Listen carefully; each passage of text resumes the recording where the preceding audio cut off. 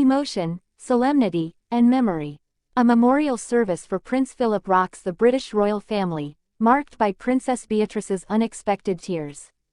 This captivating account delves into the heart of this ceremony steeped in history, pain, and memories, offering an intimate look at a family who, despite their rank, share the same universal emotions as all of us.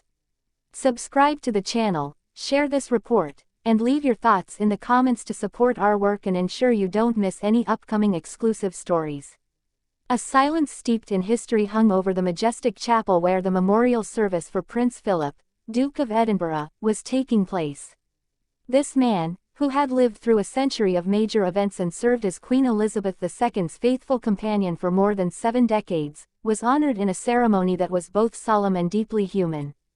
All eyes were on the royal family, gathered to remember a patriarch who, despite his reputation for outspokenness and sometimes harshness, embodied a quiet strength and a pillar of support for all those around him. But amid this dignified atmosphere, one moment deeply moved the spectators and the faithful present. Princess Beatrice, the deceased's granddaughter, could not hold back her tears. Her sobs, discreet but visible, permeated the images, marking the moment with a rare intensity. Princess Beatrice, usually so reserved in public ceremonies, was overcome with emotion. Her flushed face and misty eyes spoke volumes about the intimate bond between her and her grandfather. This sudden fragility, exposed before the entire world, reminded everyone that behind titles and crowns lie vulnerable human beings, marked by loss. The image of Beatrice seeking comfort from her husband, Edoardo Mapelli-Mazzi, seated at her side, added a profoundly human dimension to this royal mass. The cameras captured this tender gesture, this discreet but essential support, which spoke volumes about the pain experienced by the family. In the ranks, Queen Elizabeth II, a grieving widow, still carried that aura of implacable dignity. Her withdrawn features hinted at an immense inner pain, contained with the strength that has always characterized her. Philip's children, including King Charles III, formerly Prince of Wales, and Princess Anne, displayed a respectful gravity. But it was the younger generation's attitude that captured the attention, like a passing of the baton in the public expression of family grief. Prince Philip, a sometimes controversial but inseparable figure in the contemporary history of the British monarchy, leaves behind a legacy that this mass sought to celebrate. The tributes recalled his unwavering commitment to the Queen, his active role in modernizing the institution, and his colorful personality. The anecdotes shared by loved ones painted a portrait of a man who was both stern and deeply loving, and who left a lasting mark on the lives of his grandchildren.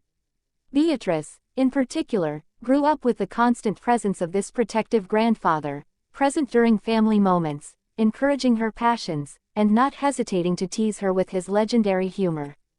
As the choir sang the hymns, the solemnity enveloped the chapel in an almost surreal atmosphere. The organ resonated like an echo of the past, reminding everyone that the British monarchy is part of a centuries-old continuity where each loss becomes a collective memory. Yet, through Beatrice's tears, the universal dimension of grief resurfaced. Her tearful face, shared millions of times on social media, sparked a wave of empathy. Internet users, overwhelmed, emphasized how this scene demonstrated the humanity of the royal family, often perceived as distant and cold. This mass in tribute to the Duke of Edinburgh was not just a formal event. It was a moment of truth, where the weight of history met the fragility of human feelings. The cameras captured these fleeting moments, a glance exchanged between brothers and sisters, a hand held tighter than usual, a stifled sigh. Every detail told a story, every emotion conveyed the complexity of a farewell that is experienced not only as a member of a dynasty, but as a child, grandchild, husband or wife. Beatrice, by giving into tears, unwittingly offered a lesson in authenticity. In a world where the image of royal families is constantly scrutinized, controlled, and polished to perfection, her tears broke the veneer. They served as a reminder that the very essence of royalty also lies in the ability to embody emotions shared by an entire people. In this respect, her tears resonated far more strongly than any official speech. And as the faithful left the chapel, each carried this image with them, that of a young woman, a princess by blood but human by heart, paying her last respects to a grandfather she loved deeply. For beyond the gold and the titles, all that remained was the pain of a family and the love of a granddaughter. Thus, this mass marked not only the memory of Prince Philip, but also that of an entire nation, united in grief and compassion. It reminded us that even the most iconic figures of our time are still human beings facing the same challenges as us. And perhaps this is the Duke of Edinburgh's greatest legacy, the idea that dignity can coexist with vulnerability, and that behind every public role lies a family life, with its joys and sorrows. The question remains, as we emerge from this ceremony, in a world where the monarchy must constantly prove its relevance, are these moments of sincere humanity not the key to maintaining the bond between a centuries-old dynasty and a people in search of authenticity?